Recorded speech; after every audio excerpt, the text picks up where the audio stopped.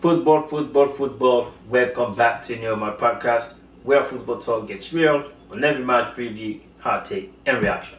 Here we serve bent-out passion, mixing it with analysis from the local pitches to the global stages. And if you crave controversy, well, this is the kitchen where we cook and serve it best. So make it your home for football talk that never pulls its punches. The international break is over and we're back to club football. But unfortunately, there are some players that returned injured and we wish them a speedy recovery. Don't forget to like, subscribe, and share this video so we can grow the channel together. Alright, let's preview the Manchester derby. The noisy neighbors, Manchester City, will host Manchester United, who have gone from glory, glory, Man United to worry, worry, Man United. Both teams are currently in a situation where they don't want to belong. They are both struggling at the start of the season. As bad as Manchester United have been, they are a point ahead of Manchester City. Don't get excited. Manchester United have 4 points from 3 games, and then Manchester City have 3 points from 3 games, and they should be looking forward to resurrect from their ruins because they have suffered back-to-back defeats this very early in the season. Now, let's take it further. Both teams are affected by injuries, but Manchester City is worse. Let's begin with Manchester United. They will be without new signing Matheus Cunha, as well as other important players like Mason Mount and Lisandro Martinez. Over at City, like I said, it is really worse, and I wish all those guys speedy recovery. They are missing new signing also Ryan Sheki, as well as Umar Mamouche, who unfortunately got injured during this international break. They are also missing Jasko Vladiol. They are missing Nico O'Reilly. They are missing Oscar Bob. They are missing Kosanov, Matija Kovacic. They are missing tons of guys. But anyways, it is what it is. Let's look at the formation and potential starting 11. We're going to start with Manchester City. I expect Pep Guardiola to stick with the 4-1-4-1 formation, so we might see Trafford in goal. I know Donnarumma is a City player, but I think we will see Trafford in goal, and at right back, Matheus Nunes and Nathan Ake at left back, and the centre back pairing, we will likely see John Stones and Ruben Diaz.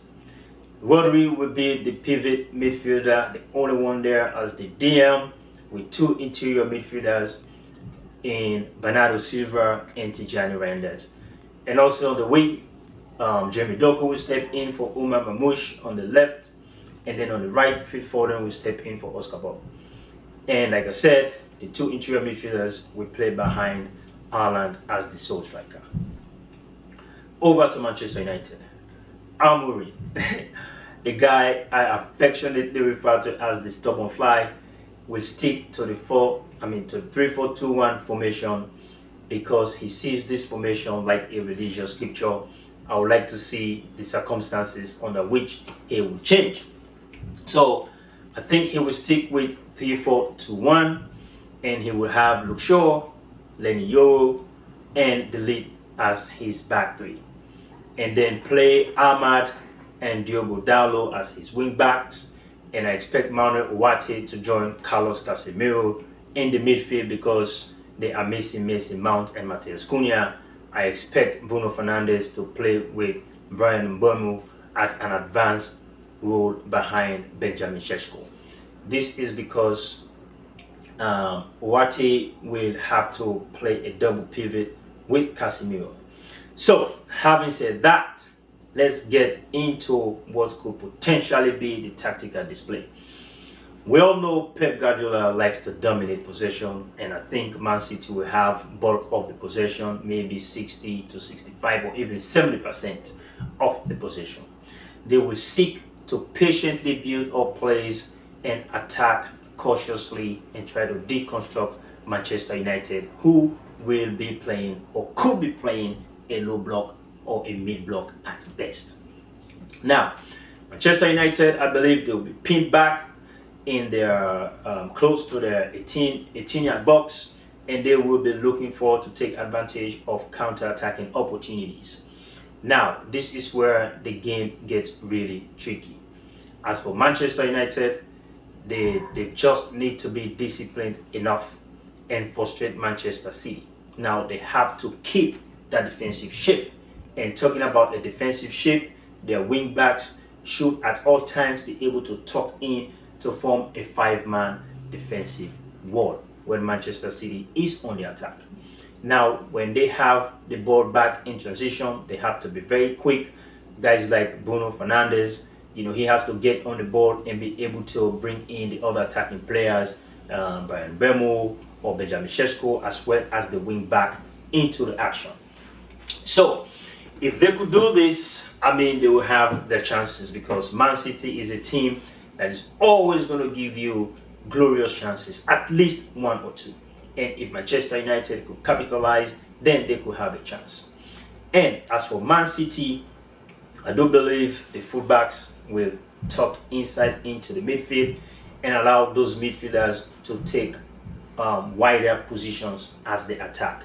Jeremy Doku and Phil Foden will definitely dribble inside and try to pull those cutback passes for Haaland. Mind you, it's not going to be Haaland alone, because the expectation is those two interior midfielders, like I said, Bernardo Silva and Tijani Reinders, they are going to be attacking those balls as well and see if they could get tap-ins. So this is a very tactical game. Both teams have to be tactically disciplined for either tactics to come on top. So we will be expecting to see a very tense match, and in these derbies, it's not so much about the talent or the skills, but it goes on to include intangibles like your mentality, how hard you want to fight, how hard you want to bleed for the jersey, and things like that. So this will lead me to the prediction. It's hard to predict, but I'm going to be as brave as I can to say Manchester City will win this game. And they could win this game by 2-1. If we see a lot of goals, they will still win by 3-2. But either ways, I am predicting a 1-goal margin in favor of Manchester City. Let me know your prediction. Drop your comment in the comment section.